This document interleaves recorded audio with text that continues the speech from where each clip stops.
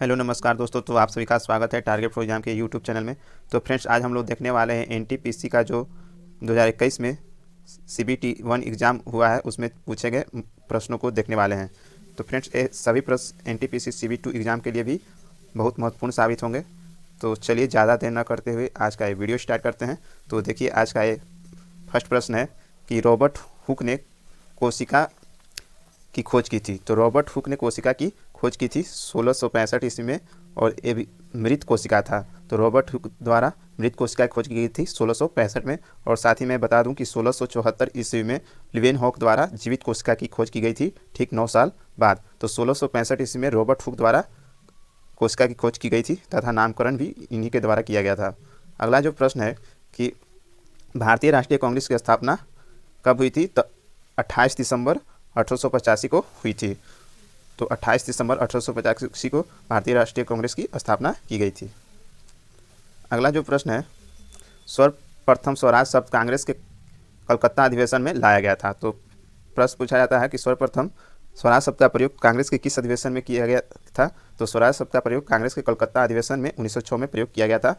और साथ ही मैं बता दूं कि इसके जो अध्यक्ष थे दादा भाई नौरोजी थे, कलकत्ता अधिवेशन 1906 के। अगला जो प्रश्न है, सांची के स्तूप को 1889 में यूनेस्को के विश्व धरोहर में शामिल किया गया था। तो सांची के स्तूप को यूनेस्को में 1889 में शामिल किया गया था। और सांची के स्तूप के निर्माण करता है अशोक, मौर्य वंश के शासक अशोक जो हैं, अशोक महान सांची के स्तूप के निर्माण करता है, जो एमपी में स्थित है सांची का स्तूप। अगला जो प्रश्न है, भारत की संविधान सभा का विचार पहली बार किसने दिया था? तो एम.एन. रॉय ने, मनवेंद्र नाथ रॉय ने दिया था। भारत की संविधान सभा का विचार पहली बार दिया था। और यदि पूछा जाए सर्वप्रथम किस पार्टी का यह विचार था, तो स्वराज पार्टी ने यह विचार दी थी संविधान सभा की 1924 ईस्वी में। अगला जो है प्रश्न, भारत का सर्वोच्च पर्वत शिखर है। तो भारत का सर्वोच्च पर्वत शिखर कंचनजंगा है, जो सिक्किम में स्थित है। पित्त शरीर के यकृत से स्रावित होता है। पित्त शरीर के किस भाग से स्रावित होता है? तो आपको ध्यान देने योग्य बात है कि पित्त रस बाइल जूस जो है यकृत से स्रावित होता है और पित्ताशय में जाकर जमा होता है। तो पित्त रस स्रावित होता है तो यकृत से, और जमा कहाँ होता है? तो जाकर पित्ताशय में जमा होता है। जीएसटी अप्रत्यक्ष कर है। तो friends, goods and service tax कैसा कर है? तो एक अप्रत्यक्ष कर का उदाहरण है जीएसटी। और साथ मैं बता दूं कि जीएसटी दिवस 1 जुलाई को मनाया जाता है, क्योंकि 1 जुलाई 2017 से संपूर्ण भारत में जीएसटी को लागू किया गया था। नेक्स्ट है, प्रस्तावना में स्वतंत्रता, समानता और बंधुता का सिद्धांत किस देश से लिया गया है? तो फ्रांस देश से लिया गया है स्वतंत्रता, समानता और बंधुता का सिद्धांत। अगला प्रश्न है, HTTP का फुल फॉर्म क्या होता है? तो हाइपर टेक्स्ट ट्रांसफ़र प्रोटोकॉल होता है HTTP का फुल फॉर्म। सांसद आदर्श ग्राम योजना को प्रारंभ किया गया था। तो 11 अक्टूबर 2014 को प्रारंभ किया गया था सांसद आदर्श ग्राम योजना को। चंद्रयान सेकंड को किस रॉकेट से लॉन्च किया गया था?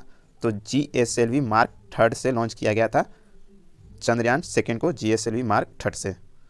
अगला प्रश्न है, ख्वाजा मोइनुद्दीन चिश्ती की दरगाह कहाँ में स्थित है? तो अजमेर में स्थित है ख्वाजा मोइनुद्दीन चिश्ती का दरगाह। आप लोग देख सकते हैं डेट 29 दिसंबर 2020 को यह सेकेंड शिफ्ट में पूछा गया है। नेक्स्ट प्रश्न है कि सार्क का मुख्यालय कहाँ में स्थित है? तो काठमांडू नेपाल में स्थित है। गीत गोविंद के रचयिता कौन है? तो गीत गोविंद के रचयिता है जयदेव हैं। अगला प्रश्न है, संयुक्त राष्ट्र विकास कार्यक्रम UNDP का मुख्यालय कहाँ में स्थित है? तो न्यूयॉर्क में स्थित है UNDP का मुख्यालय। नींबू के रस का pH मान कितना होता है? तो 2.4 होता है नींबू के रस का pH मान। और साथ ही मैं बता दूं कि जो मानव रक्त का pH मान होता है 7.4 होता है, और नींबू के रस का 2.4। अगला जो प्रश्न है, संविधान का जनक इन्हें कहा जाता है? तो डॉक्टर भीमराव अंबेडकर को भारतीय संविधान का जनक कहा जाता है। विमुद्रीकरण के समय RBI के गवर्नर कौन थे? तो RBI के गवर्नर थे उर्जित पटेल। तो विमुद्रीकरण के समय RBI के जो गवर्नर थे उर्जित पटेल थे। जो विमुद्रीकरण भारत में हुआ था, कब हुआ था? तो 2016 में हुआ था और 2016 में आरबीआई के गवर्नर उर्जित पटेल थे, तो विमुद्रीकरण के समय उर्जित पटेल। अगला जो प्रश्न है, अरब सागर में गिरने वाली नदी कौन कौन सी है? तो सिंधु नदी हो गई, नर्मदा नदी, ताप्ती नदी। तो अरब सागर में गिरने वाली ये सभी नदियां हैं, सिंधु नदी, नर्मदा नदी और ताप्ती नदी। इंटेल i9 क्या है? तो एक माइक्रो प्रोसेसर है। इंटेल i9 माइक्रो प्रोसेसर का एक उदाहरण है। अगला जो प्रश्न है, यूनेस्को का मुख्यालय कहाँ में स्थित है? तो यूनेस्को का मुख्यालय पेरिस में स्थित है।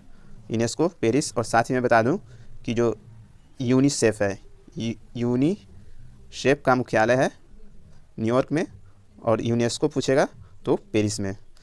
इस तरह के प्रश्न अक्सर ही पूछे जाते हैं। तो यूनिसेफ सेफ है New York, UNESCO Paris.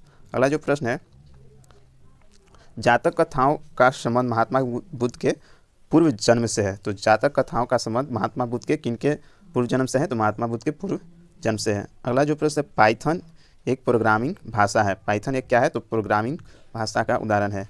Cabinet mission कब आया था भारत? तो 1946 में भारत आया था, कैबिनेट मिशन भारत आया था। भारत में कुल कितने हाई कोर्ट हैं? तो भारत में वर्तमान में कुल 25 हाई कोर्ट हो गए हैं। एक आंध्र प्रदेश का जो हाई कोर्ट है नया बना है, तो उसको मिलाते हुए अब 25 हो गए हैं। अमरावती आंध्रा का।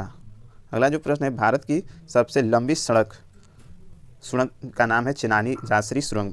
भारत की सबसे लंबी सुरंग चेनानी नासरी सुरंग, जिसका अब नाम बदल दिया गया है श्यामा प्रसाद मुखर्जी सुरंग। तो चेनानी नासरी सुरंग भारत की सबसे लंबी सुरंग है। उत्तरी अमेरिका का सबसे बड़ा देश कनाडा है। तो उत्तरी अमेरिका का सबसे बड़ा देश जो हो गया कनाडा है। और विश्व में सबसे बड़ा देश क्षेत्रफल की दृष्टि से रूस है, और दूसरा सबसे बड़ा देश है कनाडा।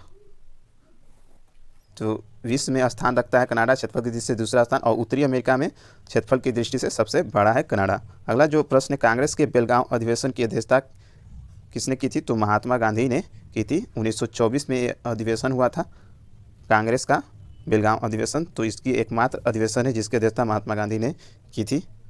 तो ये थे कुछ महत्वपूर्ण प्रश्न जो CBT 1 एग्ज़ाम में पूछे गए थे, और जो CBT 2 एग्ज़ाम के लिए भी बहुत महत्वपूर्ण साबित होंगे। तो फ्रेंड्स, ये वीडियो कैसा लगा? यदि वीडियो पसंद आया हो तो इस वीडियो को लाइक करें, अपने दोस्तों में शेयर करें। मिलते हैं नेक्स्ट वीडियो में, तब तक के लिए जय हिंद, जय भारत।